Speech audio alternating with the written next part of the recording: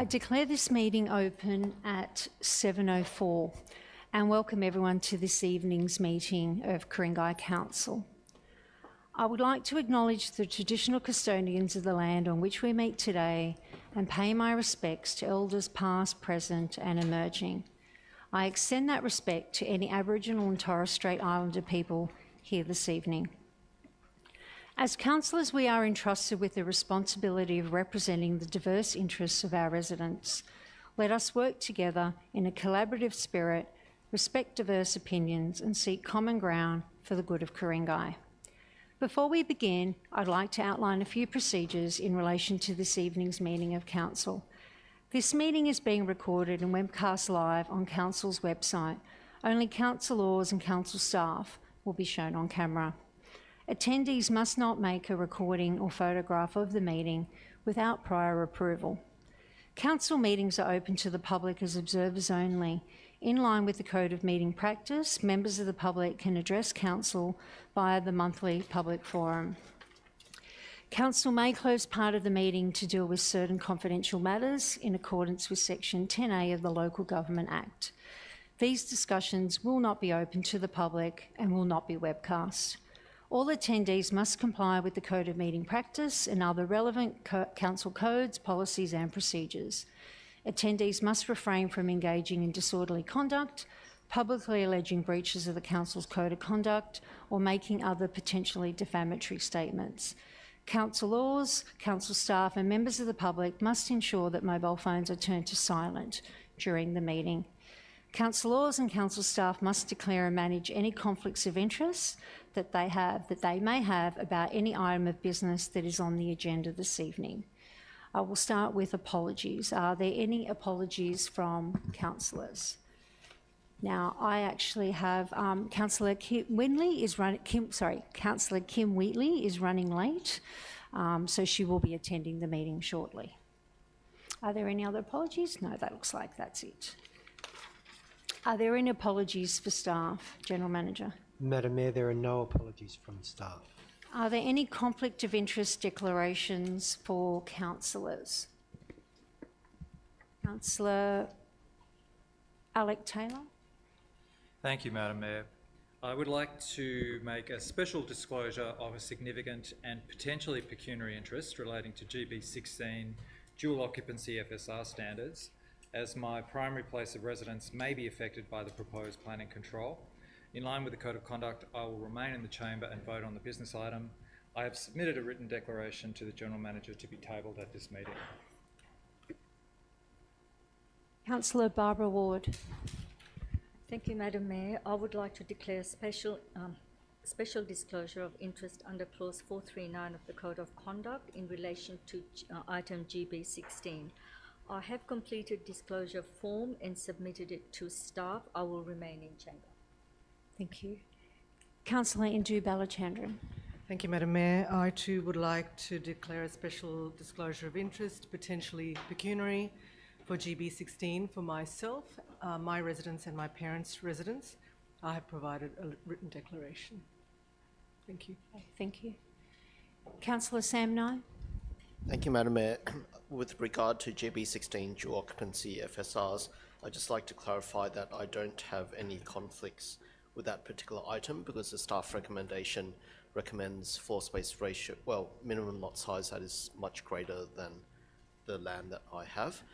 I just wanted to make the clarification because I made a disclosure in March when we were considering another option where my land was potentially impacted.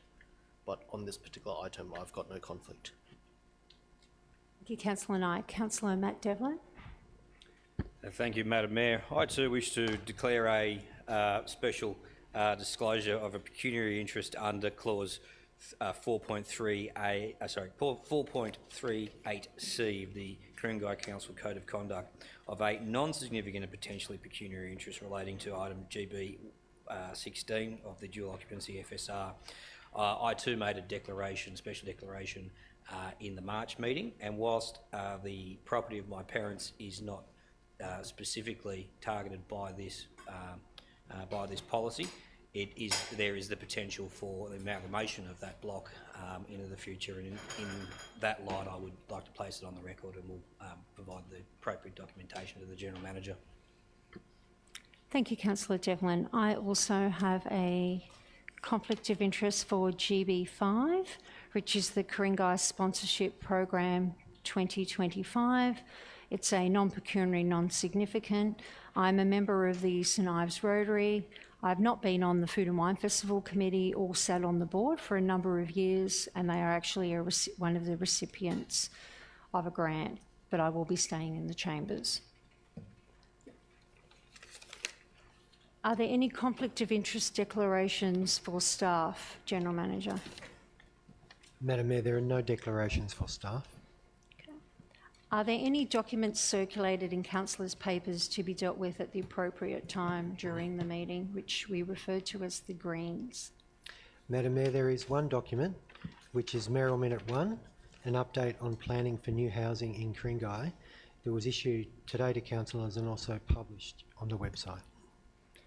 Thank you, General Manager. Are there any reports to be considered in a closed meeting and not released to the press and public? Yes, Madam Mayor, there are attachments for GB13, which is the main car park upgrade for St Ives Showground. There is attachment 2, which is a list of submitters, and attachment 3, which is the tender evaluation report. There's also attachments for GB14, which is a tender for the Commonara playing field. There's attachment 2, list of submitters, and attachment 3, tender evaluation report. Thank you, That's all. Okay, thank you, General Manager. If I can please have a motion that these reports remaining confidential. Councillor Alec Taylor moving, and seconder, Councillor Indu Balachandran. All those in favour? That looks like that's unanimous. Confirmation of minutes. Can I please get a motion to confirm the minutes of the previous meeting? A moving Councillor Indu Balachandran, seconding Councillor Barbara Ward. All those in favour? That is unanimous. Now we have one mayoral minute, and that is an update on planning for new housing in Ku-ring-gai. I will give the councillors, it is has been provided to them, but I will just give you a couple of minutes to read through that. Otherwise, I'll have it noted as read. Okay, so I'll just wait a few minutes to make sure councillors have an opportunity, because it is rather lengthy. And if we could also put that up on the screen, that would be fantastic.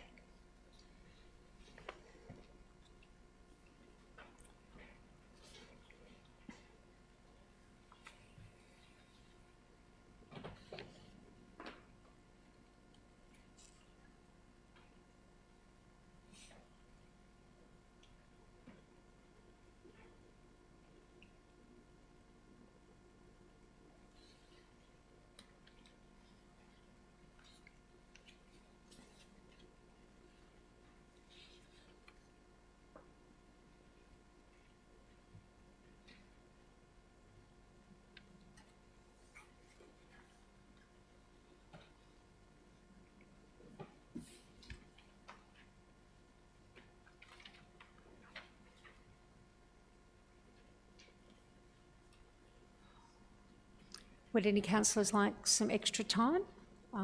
Otherwise, I'll consider it as read. Now, I will move the mayoral minute 1. Do I have any councillors that would like to speak to the mayoral minute? No. Excellent. All right. Well, all those in favour? That is unanimous. Okay, so we're up to petitions. Have there any petitions been received by councillors or staff? No, no petitions. I'd like to now invite councillors to nominate any items on the agenda that they wish to have a site inspection for. Okay, no site inspections. Can I please ask the councillor to nominate any items on the agenda that they wish to adopt as per the officer's recommendation, allowing for minor changes without debate? Councillor Alec Taylor.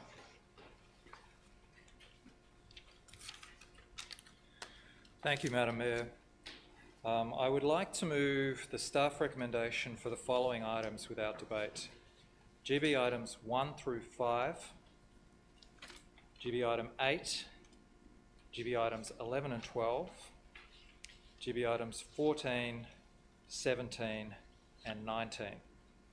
And I'll repeat that as well, given it's a bit choppy tonight. I would like to move the following items for voting on the staff recommendation without debate. Items 1 through 5, 8, 11 and 12, 14, 17 and 19. Can I just confirm, Councillor Taylor, that GB 15 you would like withdrawn? Okay. Thank you. I believe that will be withdrawn. Yep, Madam Mayor. that's fine. Okay, all those in favour, does anyone need any more time? So all those in favour, that is unanimous. Okay, so we'll start, looks like the first one we have is GB 6, which is the Ku-ring-gai Pickleball Action Plan. Councillor Matt Devlin. Madam Mayor, I'd like to move the motion as amended. So we will move this as an alternate motion? As an alternate motion, Okay, thank you. Thank you. I believe that the staff have it. Just- I'll read it aloud for the benefit of those who've Yep, not seen that'd it. be great, thank you. Replacing the language of 2 points with a total of 4 points. That Council 1, note the draft pickleball action plan as the guiding framework for staged pickleball facility development in Ku-ring-gai. 2, approve the marking of pickleball lines at the 5 sites identified as being of readiness and undertake further planning and assessment for the medium readiness site at Regimental Park as a dedicated pickleball facility. 3, undertake further consultation with relevant stakeholders, including sporting groups and the community, to support implementation of the action plan and to address any operational or amenity concerns. And finally, 4, align pickleball court fees with existing tennis court fees and charges for the remainder of this fiscal year 25-26, with pickleball usage incorporated into the next annual review of council's fees and charges following the evaluation of the trial data. Thank you, Councillor Devlin. Do I have a seconder? Councillor Indu Balachandran, a seconder. Councillor Matt Devlin, would you like to speak? You reserve your right, is that correct? Councillor Balachandran? Okay, you reserve your right. Question though. Okay, no worries, go ahead. Thank you, Madam Mayor. I had a question on the pricing, so point D. I note that we're aligning them with existing tennis court fees and charges, so that might make sense to me on existing tennis courts which are being marked for pickleball, but how does that pricing work for instance, when the markings on a netball court? Is that the charge per pickleball court will be whatever the charge per tennis court is? I just want to clarify. All right, so if I could put that through to the relevant Director of Community. Madam Mayor and councillors, we'll be adjusting the fees to bring them in line with the tennis courts and the basketball courts. It will also, we've got to do a little bit of research there as well, but it will also depend on whether they are permanent hirers and casual hirers. But what we're aiming to do is make the fee for pickleball comparable with other so we need to do a little bit more work, but we're trying to bring it in line to make it a reasonable price. Okay, that's a per court. So tennis per court is the same as pickleball per court. If you don't know now, that's fine, you can take it on notice. Madam and councillors, it does take a bit of adjusting because you can get 4 pickleball courts onto one tennis court, and some of the courts are different sizes, so some you only get 3 onto it.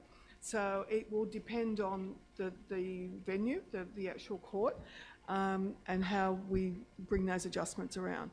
Okay. Yeah. Is that enough, or do you want me to get? We have some staff here if you want to get further advice from them.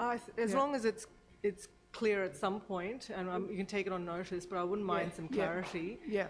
I think Yeah, where the courts are sitting on a single tennis court versus where the courts are sitting on a netball court. I'm just curious to understand, is the pricing going to be per pickleball court? So if once you clarify that. And that helps me a little bit too, because per pickleball court is sometimes going to be difficult, because you basically, if pickleball hires the whole space, you can't have one pickleball court with tennis or something else on. So really, they're going to have to take the whole space as well. But we're basically, the principle is we'll try and make it as equitable as we can. Thank you. Are there any other questions or speakers? Now, Councillor Madam Martin Mayor, Smith. I wouldn't mind asking a couple of questions just in relation to this. Could I just get some staff comments just in relation to how this differs from the staff recommendation? Is there any concern or worry in regards that this has been put up comparison to the recommendation? Director of Community. Madam Mayor and Councillors, it is along the lines of what the staff have recommended. However, there's more detail here, and it also gives us an opportunity to go back and review those fees and charges with the courts as well. Essentially, the courts at Regimental Park, we were going to do some further work on that, and this just gives us a reason to go back and do more work with it. So you're saying Councillor Devlin's been helpful this evening? All right, thank you very much. Thank you. Now, Councillor Wheatley, you've just joined us, so thank you. I just need to confirm if you've got any conflict of interest declarations before we continue. Madam Mayor, I've spoken to the General Manager and the Director of Strategy and Environment, and I don't need to declare any conflicts of interest in regards to that. In regards to dual occupancy? Correct. Okay, thank you. Okay, if there's no other speakers, I will put GB 6 to the vote. All those in favour? That is unanimous. Okay, moving on to GB 7, so the draft nighttime economy action plan. Councillor Indu Balachandran. Thank you, Madam Mayor. I would like to move an alternate motion, please. I think Chris or Elizabeth will have it, yes. Thank you, that's it. I'll just read out the recommendations. The first two are identical to the staff recommendation, that Council endorses the draft nighttime economy action plan and approves the action therein. The second one is Council provides $50,000 of funding to commence actions outlined in the draft plan. Number 3, that the Council and the task force investigate and implement appropriate pilot activations within the town centres of Linfield, Gordon and Turramurra in 2026, and that Council provide a progress report on the outcomes of implementation of Year 1 of the action plan in November 26. Okay. Councillor Alec Tully, did you want a second? Okay.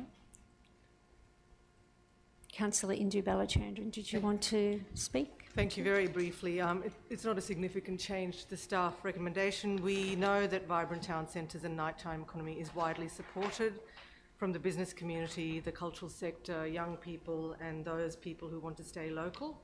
The action plan is quite broad at present, and the amendment provides more specific actions for activation, as well as a mechanism for reporting back to councillors on how well the action plan implementation is progressing in terms of outcomes. So just put some dates. Thank you. Thank you, Councillor Balachandran. Councillor Alec Taylor, would you like to Thank speak? you, Madam Mayor. Seconder? I just wanted to say that I'm a fan of this slightly expanded set of recommendations because it calls for specific tangible action in this space and also allows us to track progress. Okay, do we have any other speakers? Just before we continue, I just wanted to say thank you to the staff. They have put this together in a really short time frame. This is something really positive for the community. You know, when we did the surveys, there was lots of positive community feedback. I'm hoping that we can move forward and do some exciting things for this council. So if no other speakers, I'll put that to the vote. All those in favour? That is unanimous.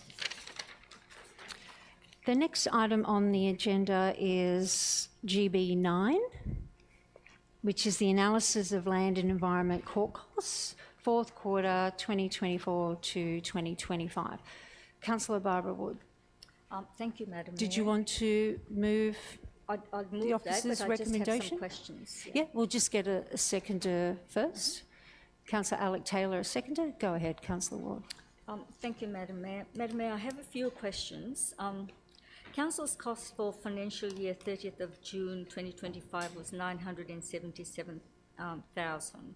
Appreciate often court costs are initiated by the applicants, but over the past 5 years, Council has spent $6 million in court costs.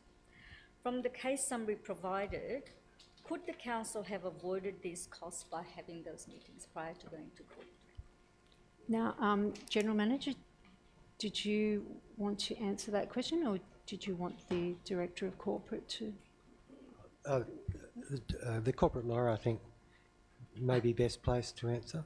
Okay, we'll get our corporate lawyer to answer that. Thank you, Mayor and Councillors. The Director of Development and Regulation may wish to add to my answer, but as you noted, Councillor Ward, the commencement of appeals is something that's a decision by applicants.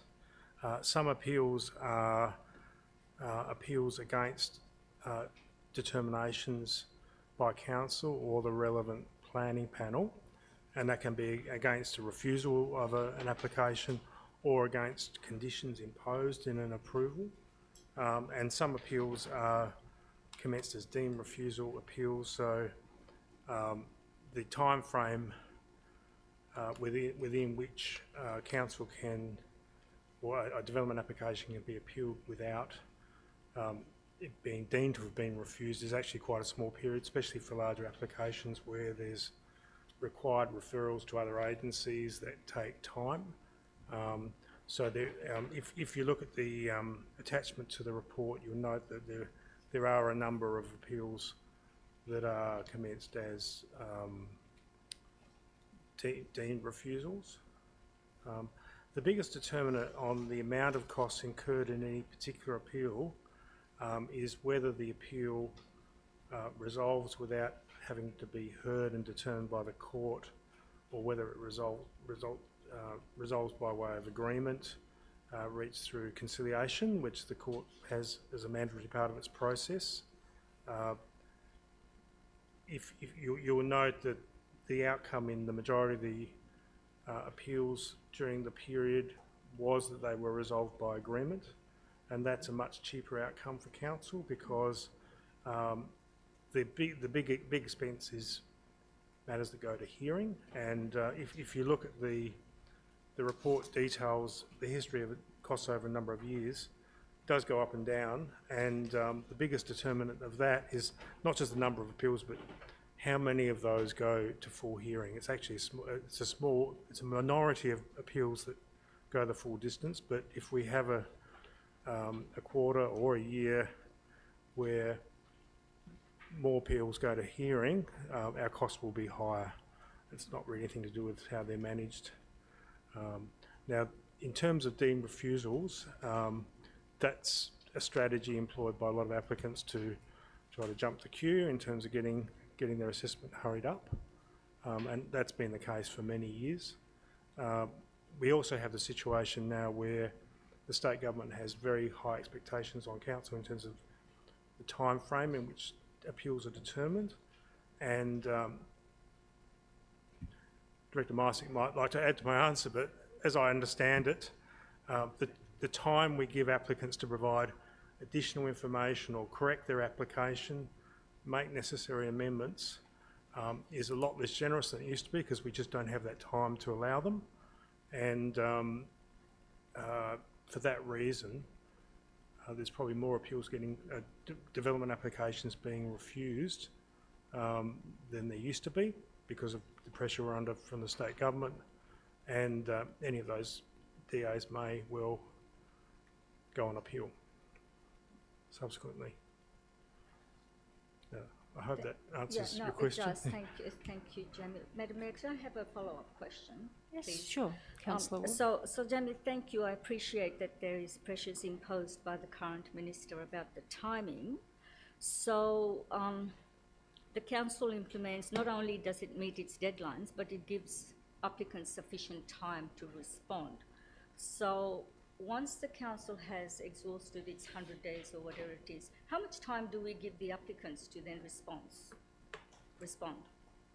I defer to Director Marsick on that. Through you, Madam Chair.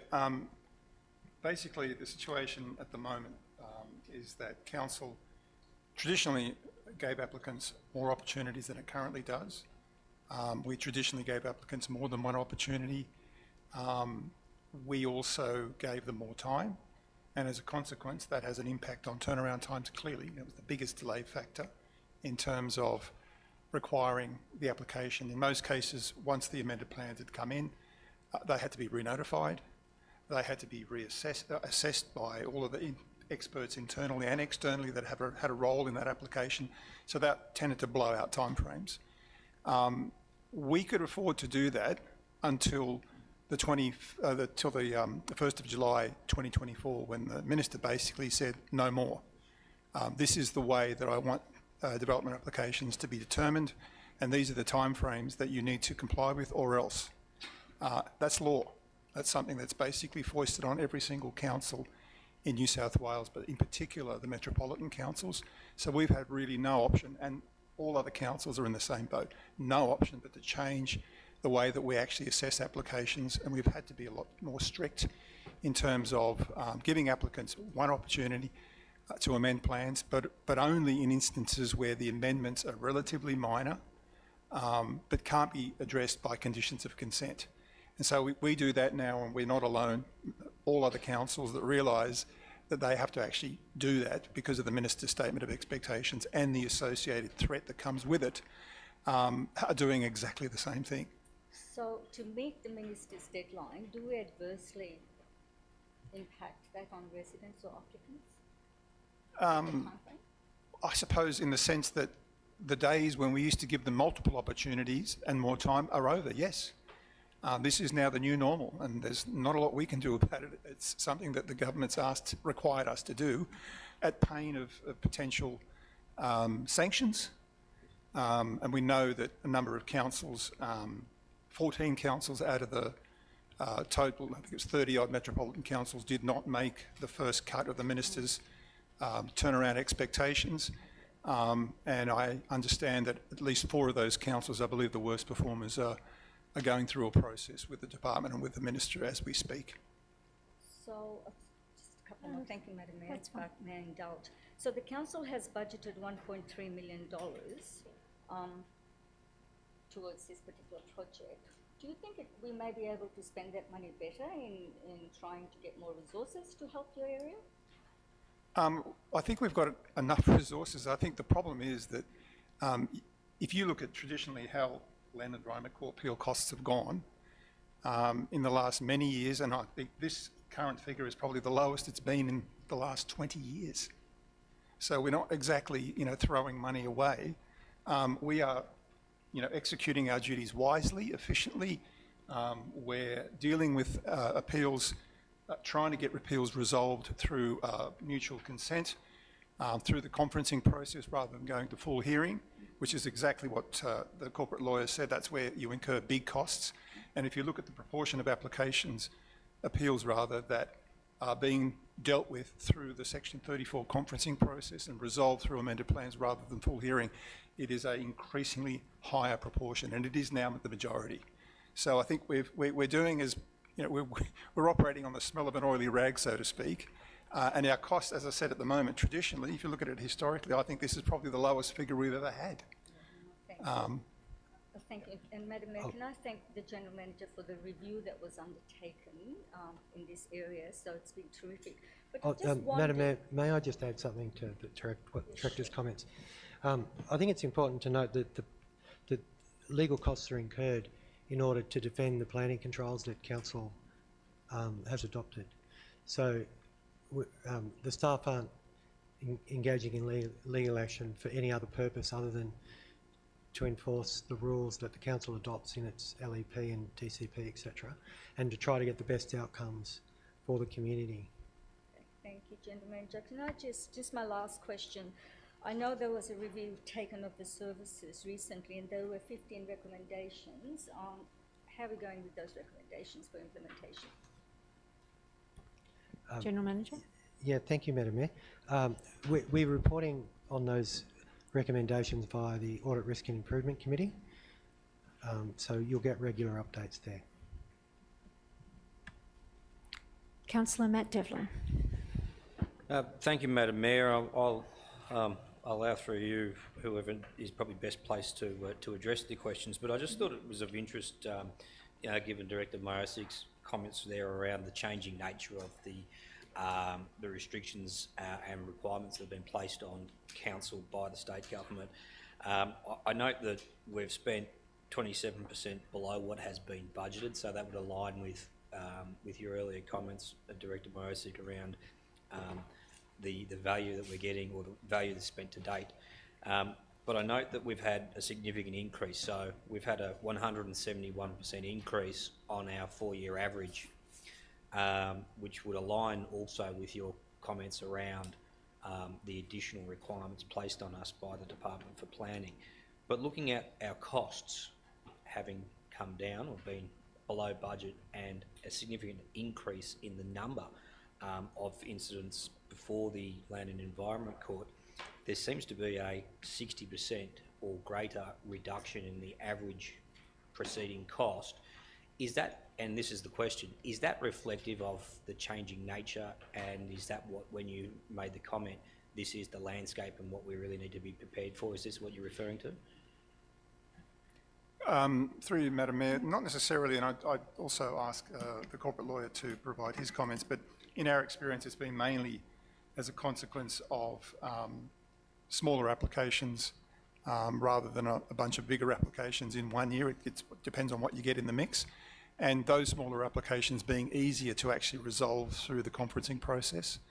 And also just the fact that you're always going to have a certain proportion of applicants that are career appellants. That's what they do. They don't want to wait for council. They want to go straight to court. They're thinking that they're going to jump the queue, they're going to get a better and quicker outcome. Unfortunately, that's not the case.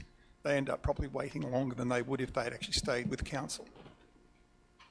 Thank you, Director. Is it fair to assume that we're actually working pretty efficiently in this space then? I think so. Okay, are there any more questions on GB9? No, if there isn't, we'll just put that to the vote. All those in favour? That is unanimous. Moving on to GB10, which is carried forward projects expenditure 2024-25. Councillor Barbara Ward, Councillor Indu Balachandran?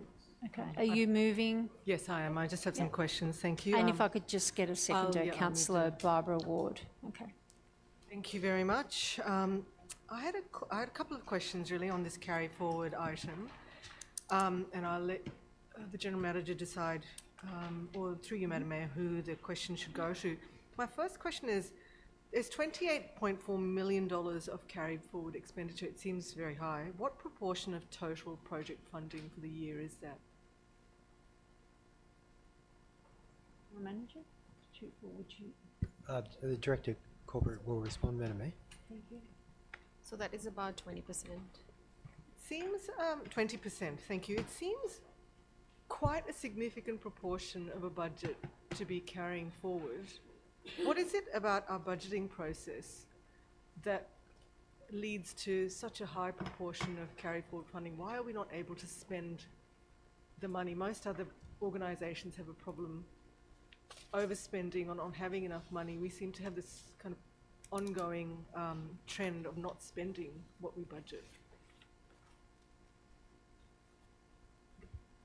Director of Corporate?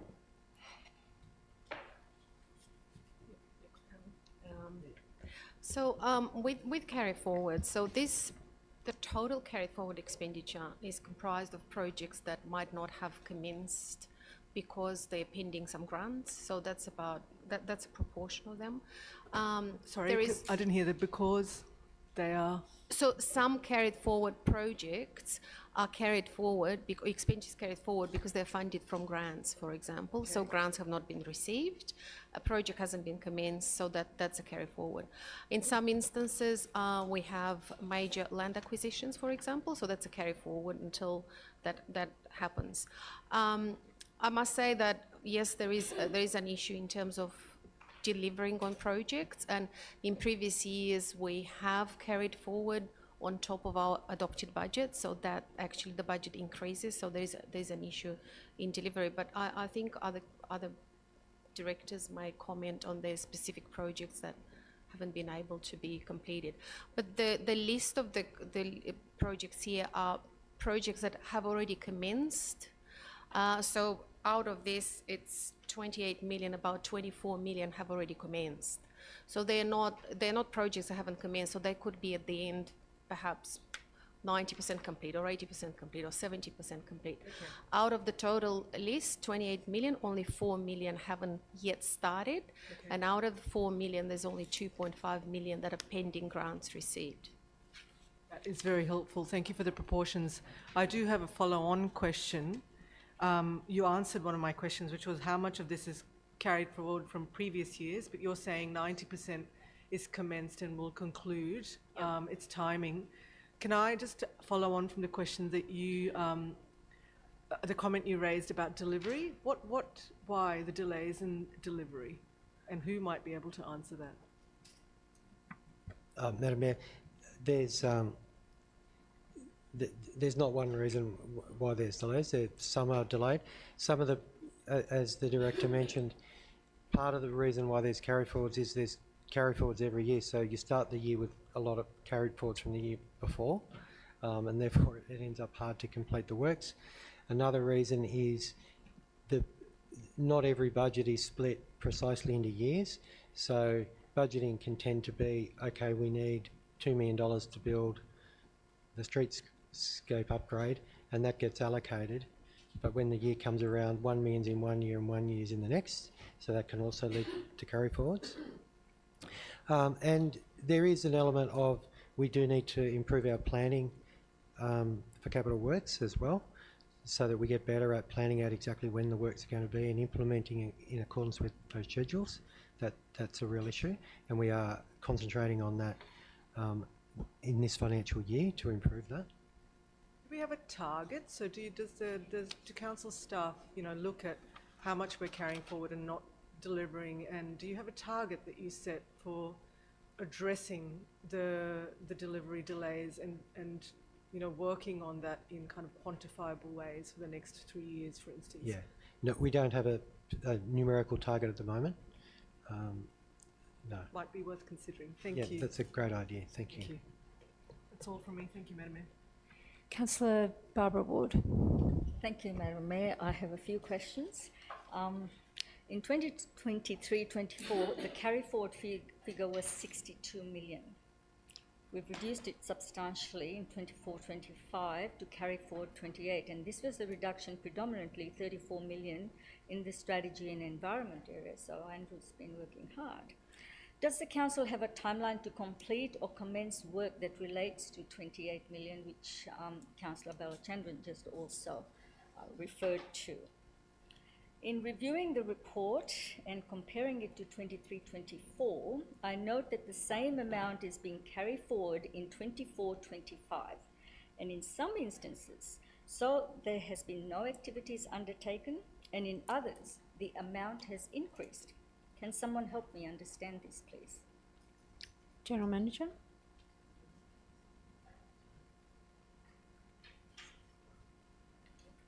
Madam Mayor, there's too much detail. I couldn't follow it. Perhaps I could take that on notice. Thank you. Madam Mayor, there are many questions on each of the line items provided in very small print. I could be here all night asking questions. However, there are some specific questions that I would like, but in particular, may I ask, is it possible to get an opening balance, some movement, and then what the closing balance is which Councillor Balachandran also referred to. Is it possible to get a report like that so we know what happened the previous year, what happened during the year, where are we today?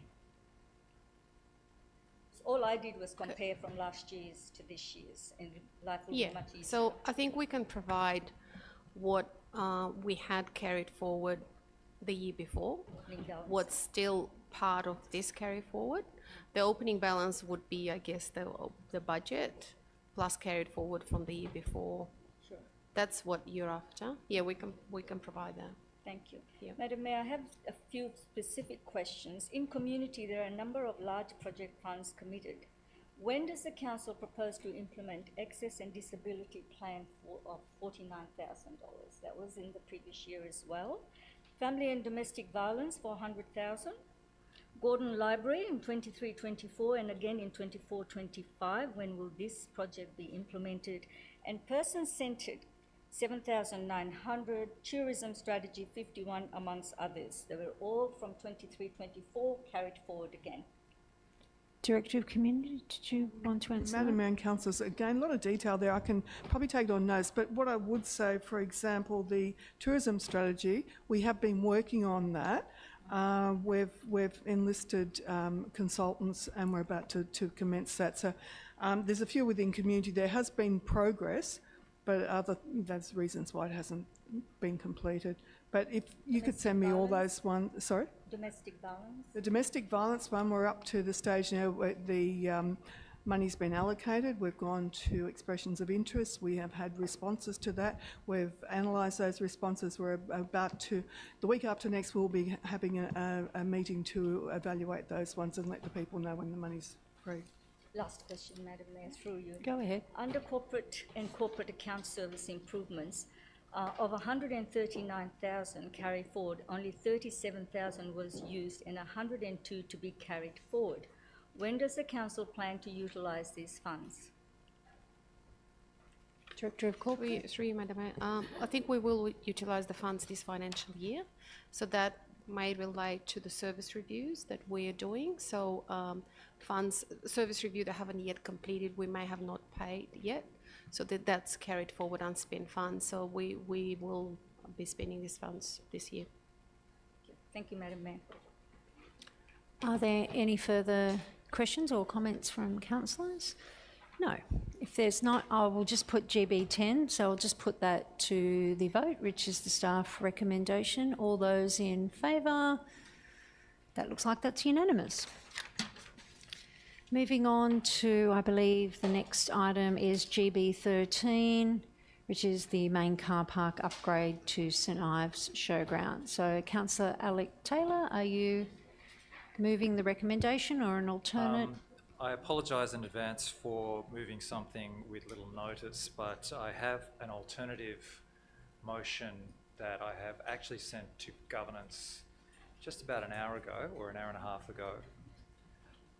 And that motion is quite simple. It's a single line, and we'll actually need to explore that just a little bit for its practicality. The motion is that council defer this business item to September, pending a notice of motion from councillors.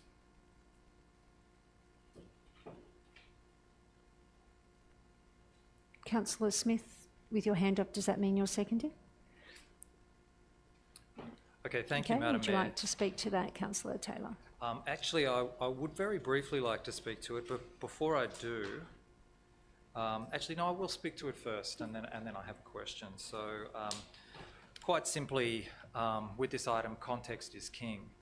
So, this motion would simply give councillors an opportunity to submit a notice of motion to consider some important context for this car park upgrade, and in particular, the stormwater management mechanisms in place for surrounding assets, and whether or not we should resume master planning for the showground in general. So just a couple of items of important context that we may decide, may not, but may decide that we need to do a little bit of work on in parallel with this project.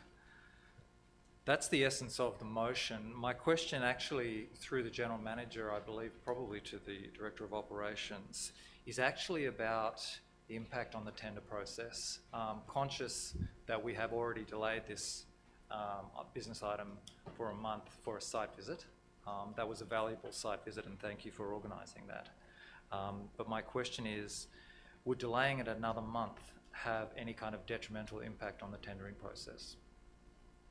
Through you, Madam Mayor, delaying it a month won't have any impact on the tendering process, but what we'll need to do is go back to the tenderers and ask if they'll hold their price, the validity of their tender. Some may choose to hold it, some may choose to change it. Those that change it will then need to reassess the new submissions and then put the report back up to council. Sounds like not a great impact, although there could be some movement on price, if I'm understanding you correctly. In which case, I would like to yield. I'll happy to leave it at that. Okay, Councillor Smith as seconder. Would you like to speak? Yes, Madam Mayor, I think just in relation to the meeting that we actually had out on site, I think it's not a bad thing to be looking at an overall picture. We've had some concerns that have been brought to us from the community. These things, you can see that we're trying to address those. I think it's important that we, try not slow the project, but at the same time look at an overall encompassing plan for the site. So for those reasons, I'm in support. Thank you. Thank you. Any other speakers on GB13? If not, I will put that to the vote. All those in favour? That looks like that's unanimous. Okay, the next item is GB15, which is the Ku-ring-gai Affordable Housing Contribution Scheme and amended affordable housing policy. Councillor Indu Balachandran, are you moving? I'll move the staff recommendation. Thank you. Okay, thank you. Do we have a seconder? Councillor Barbara Ward. Councillor Indu Balachandran. Thank you. I had a question about the marked up draft policy on page 11. So if whoever it is, perhaps Director Watson, finds that the markup, I'm going to find it too, so excuse me while I figure this out. Councillor Balachandran, sorry, what page? Page 11 of the draft marked up policy. So, you know, there's a marked up policy. I don't know. Give me a second. This is the pages around 553. 553.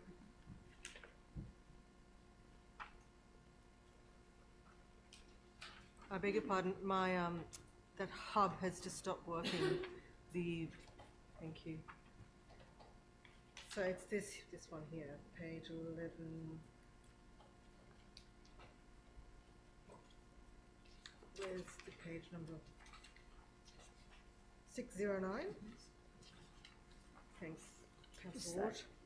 Is page 11 is 564? 609, page Oh, okay. 609 of the 609. pack. Okay. Of the business paper, at the bottom under 11.1, Affordable Housing Contribution Scheme, we've crossed off, or the staff have crossed off, will be at least 2% consistent with SEP provisions, and now it's replaced will be based on feasibility analysis. My understanding was the feasibility analysis was going to be at least 2% or more. Is that not correct? Director Watson? Through you, Madam Mayor, that's not correct. The Affordable Housing Contributions map that Council adopted as part of the alternate strategy dropped some sites down to 0. So it goes between 0 and 10, I think. So And that was based on? feasibility. Can you give me an example where it was 0? Do you remember where we would have dropped it to 0? Lots of the sites that are 1.8 to 1 and below. So particularly the 5-storey and below. The 3-storey doesn't apply. So if we had a minimum 2% contribution on those, even if we took the monetary contribution, they would become unfeasible? That's the basis of the advice that Atlas Economics gave us, yes. Okay, thank you. Thank you. Are there any other speakers? Okay, doesn't look like there is. So I'll put GB 15 to the vote. All those in favour?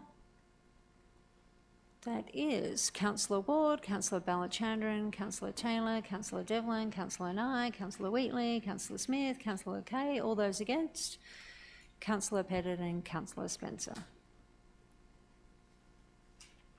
That is the votes being 8-2. That is carried. Okay, so we'll go to GB 16. If I could just, I've just got a quick note for Councillor Smith. I believe that you've submitted a special disclosure form to the staff. Would you like to declare that interest verbally before we consider Look, GB I've 16? declared it before. It's really really. It's just a procedural Just thing. procedural. Yep, Thank you. Okay, no worries. Thank you, Councillor Smith. Okay, we'll move on to, so GB 16, which is planning proposal dual occupancy floor space ratio, FSR standard. Do I have a mover? Councillor Indu Balachandran. And are you moving the staff recommendation? Yep. And seconder, Councillor Alec Taylor. Councillor Indu Balachandran. Thank you. I enjoyed reading the fine print on this one. I had a question on trees per dwelling, which is on page 665 of the business papers. I note that the CDCs have one tree at the front with a height of 5 metres and one tree at the rear with a height of 8 metres. And we've got, under the DCP, 2 medium trees and 1 small tree, or 1 medium tree and 3 small trees. My question really relates to why did we choose for a higher number of smaller trees rather than a smaller number of larger trees? Director Watson? Through you, Madam Mayor, I'm going to take that one on notice. Okay. Thank you. General Manager, would you like to answer that, or you want to take that on notice also? Madam Mayor, I can't add to that. No, we'll have to take that on notice. Okay, thank you. Are there any other, did you have any other questions? Okay. No other speakers? I'll put GB 16 to the vote. All those in favour of the staff recommendation, that is unanimous. GB 18, application to seek the Minister's consent to grant a licence over community land. Councillor Kim Wheatley, you have your light on first. Yes, I just thought I would mention, because I didn't have a chance beforehand, to say that I have a non-pecuniary, non-significant conflict of interest. I've actually worked with EV networks before, and I will be staying in the room. You'll be staying in the room? Okay, thank you, Kim. Councillor Alec Taylor, are we moving GB 18, or do you have an alternate? Thank you, Madam Mayor. I'm actually moving an alternative motion, which is the original staff recommendation plus an additional recommendation. All right. Do you mind reading that out for the councillors? By all means. So the third and additional recommendation is that noting comments in the report from the community about creating a community space at the Lord Street car park and the term of the EV agreements, a high-level report be brought back to Council this financial year on the timing for delivery of the Roseville Village Green. Seconded by Councillor Indu Balachandran. Oh, actually, Councillor Sam Nye, seconding that. Councillor Alec Taylor, would you like to speak to that motion? Yes, thank you, Madam Mayor. So the wording of the additional recommendation was provided by Council's corporate lawyer today with a couple of minor tweaks. So I added the time frame and the word high level. So the intent of this motion is not to create a lot of work for staff. The intent is to just have a very, very high level outline of our approximate timing on delivery of the Roseville Village Green. And I just want to refer to something very important in the report, and actually this is a bit of a common theme in the report, and I also would like to thank staff for doing the work and engaging with the community on this important item. So the community has given council feedback on the proposal to install an EV charger in the Lord Street car park, and this is what they said. So the primary concern was the area around, and I'm quoting here, the area around 2 Lord Street represents one of the few opportunities left to create a meaningful and centrally located community space as proposed in the Roseville Domain Plan 2022. The proposed use of this land for vehicle charging above ground rather than people-oriented space runs counter to the broader need for civic revitalisation and social cohesion. In other words, the community is keen for us to deliver the Roseville Village Green. It's currently in the plan for 2035, which is 10 years from now. I understand from staff that it's possible for us to do better than that, and that would be fantastic given this infrastructure. Really, there is some need for it right now. And really all this recommendation is doing is just asking for a little bit of clarity around the potential time frame for delivering that infrastructure, which is already planned. Thank you, Councillor Taylor. Councillor Sam Nye. Thank you. I'd like to speak briefly in support of this motion. First, having EV chargers here at Roseville would be great. They significantly benefit EV drivers, especially those who can't charge at home themselves. These particular ones are 75 kilowatt chargers. They're quite quick, about 30 times faster than charging at home. About the timing of having EV chargers in the short term versus a village green in the long term, yes, I do see that there is perceived conflict, but in reality, look, a Roseville Village Green probably won't be there for the next 5 years anyway. In the next 5 years, it would be great to have electric vehicle charging infrastructure close to the town centre. I'm sure the Village Green will be delivered as soon as practicable. There are some constraints at the moment. We're still trying to secure land for the area, as well as funding constraints. We have limited developer contributions, which may be used for this and also for acquiring open space elsewhere in Roseville. So look, there are some constraints. Encourage staff to pursue all opportunities as they arise, but yeah, in general, supportive of this recommendation. Thank you, Councillor Nye. That was very quick. Okay, are there any other speakers? No other speakers, so I'll put that to the vote. All those in favour? That is unanimous. Okay, so just moving on, we've got no notice of motions, we've got no confidential matters, so I'll move straight to the business without notice. Is there any business without notice subject to clause 9.3 of the Code of Meeting Practice?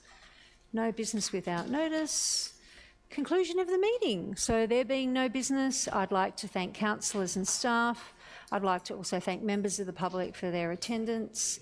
The webcast of this meeting will be available on the council website and minutes will be published within the next 2 working days. I declare the meeting closed at 8:01 p.m. Thank you and have a good night.